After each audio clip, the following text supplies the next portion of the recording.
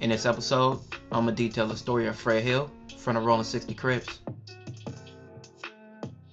Now, the first Big Snoop Dogg wasn't the rapper from Long Beach. It was a well-known Rollin 60 Crip OG named Fred Hill, aka Big Snoop Dogg. Fred was born around 1958 and would later go by the name Snoop Dogg. Fred would first live on the east side of South Central until around 1967, where he would move on 6th Avenue in the Rollin 60's turf. Now, Fred would gain a deadly reputation in his community. He is an early member, being around during the formation of the Rollin 60s, with him being around 17 in 1975. Some people would even say he'd be the one to come up with the name Rollin 60s. With his commitment to his game, he'd become known as one of the most fierce and deadliest Rollin 60 members of the 70s and the 80s.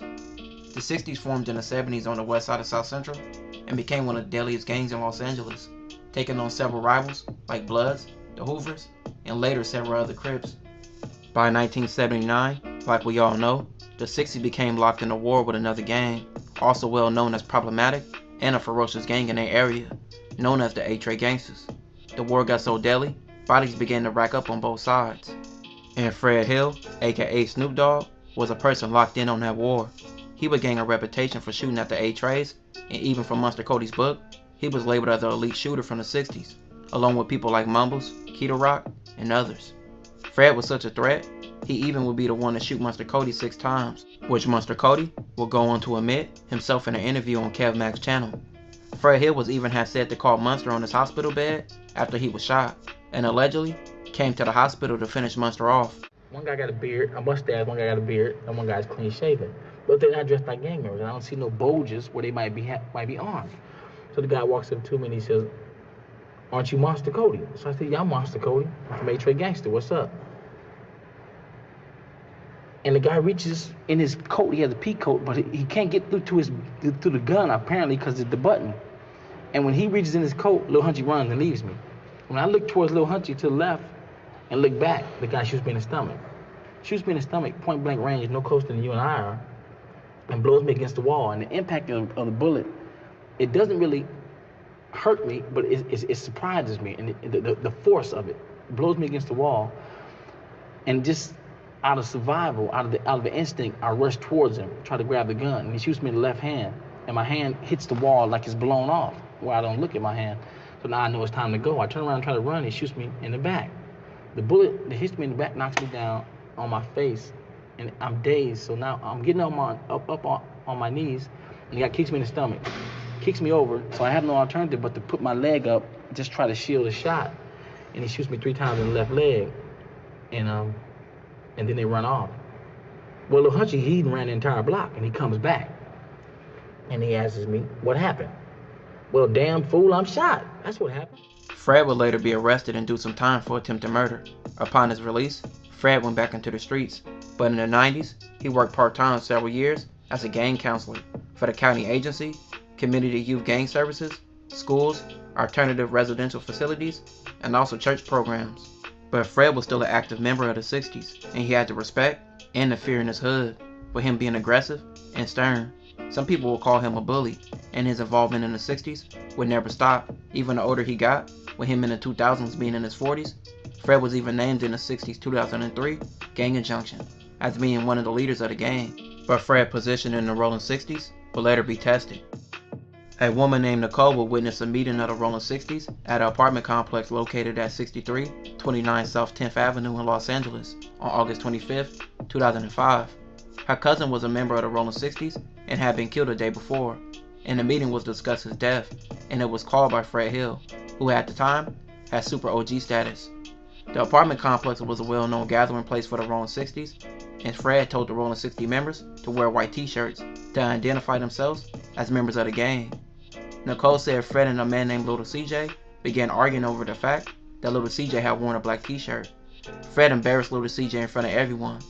Little CJ later left the apartment complex and returned with a revolver. He fired the revolver twice and hit Fred. Fred tried to cover his face with his hand and was shot in the wrist and the head. Nicole saw Little CJ running away after the shooting, and an ambulance arrived, and Fred was taken to the hospital. Officers followed the ambulance, then interviewed Fred. Fred said Little CJ from 60s was the one that shot him. A television crew for the Telemundo network was taping a Rollin 60s gathering. A cameraman filmed a man fleeing the scene, and the tape showed the fleeing man turning his head when someone called out, "CJ." The man ran northbound on 10th Avenue to 63rd Street, then turned followed the ambulance, then interviewed in front of everyone. Little CJ later left the apartment complex of Rollin 60s, and Fred told the Rollin 60 members to wear white t-shirts to identify themselves as members of the gang. Nicole said Fred and a man named Little CJ began arguing over the fact that Little CJ had worn a black t-shirt. Fred embarrassed Little CJ in front of everyone. Little CJ later left the apartment complex and returned with a revolver. He fired the revolver twice and hit Fred. Fred tried to cover his face with his hand and was shot in the wrist and the head. Nicole saw Little CJ running away after the shooting, and an ambulance arrived, and Fred was taken to the hospital. Officers followed the ambulance, then interviewed Fred. Fred said Little CJ from 60s was the one that shot him. A television crew for the Telemundo network was taping a Rollin 60s gathering.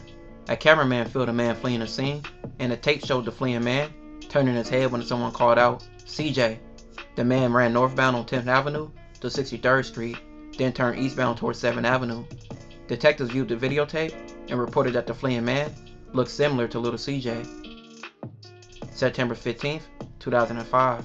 Fred called Detective Martin and told him Little CJ shot him after they got into an argument. Fred said the gang members at the gathering were supposed to wear white t-shirts, but Little CJ wore a black t-shirt. Fred then said that Little CJ came back with a gun after the confrontation, and he was the one who shot him. On September 21st, 2005, Fred called Detective Martin, and Fred was trying to help the detective locate Little CJ. On October 24th, 2005, Fred again called Detective Martin, and Fred said he seen Little CJ in the passenger seat of a tan Camaro in the area of Crenshaw Mall. He would say Little CJ reached under his seat if he was reaching for a gun. Then Fred would then drive off. Fred also told Detective Martin on that occasion that Little CJ lived on 7th Avenue, south of 64th Street, in a gray house. On the same day, Fred went to the police station and viewed a photo lineup. Fred was recorded, and this was later played for a jury at trial. Fred would pick out a man, which was Little CJ, and say he was the shooter, then he began to cry. On October 27, 2005, around 8:15 p.m., Fred called police, and Officer Munez was called to the area of South 4th Avenue where he encountered Fred. Fred said he'd been traveling northbound on 6th Street where he saw a tan Camaro traveling westbound. Fred said that the man in the passenger seat of that Camaro was the man who shot him. He would also give a description of the shooter. Fred would later tell Nicole, who witnessed him being shot, that she had to go to a police station with him. On November 2nd, 2005, on that day, Detective Martin showed Nicole the same photo lineup that he shown Fred. She would pick two people out as possible shooters, and Little CJ was one of them. Nicole told detectives that she was sure she could identify the shooter in person. She also said that she was afraid to testify in court. She said at the time of the shooting, she was in the back of the apartment complex and heard gunshots, then she ran to the front of the building where she saw Little CJ running away from the scene. Fred also told Detective Martin that he was afraid to testify. He was worried about the safety of his family and his girlfriend. After expressing his fear to Detective Martin, Fred dropped out of sight and did not contact Detective Martin anymore. Little CJ will be arrested on February 15, 2006. Police saw Little CJ sitting in a car parked in the driveway and approached him and arrested him. Both Nicole and Fred will refuse to testify at Little CJ's trial. Fred would recant everything and say he never even knew Little CJ and that he never contacted police about anything. Fred would go as far as to saying he never picked Little CJ out of a lineup and didn't even remember talking to them in the hospital or on the phone. Fred even continued by saying he didn't remember being in the area of the apartment complex that he was shot in. But even with Fred recanting everything, Little CJ would still receive 25 years to life. Little CJ is now 54 years old and is in Solano State Prison. He has been in prison since 2007, where his earliest parole date is 2031. Fred, by many accounts of people, was labeled as a snitch, even after recanting his statements. But many people still love and respect him as an OG and see him for what he did in the streets, being one of the founders of one of the most known gangs in the world, the Rollin 60 Crips.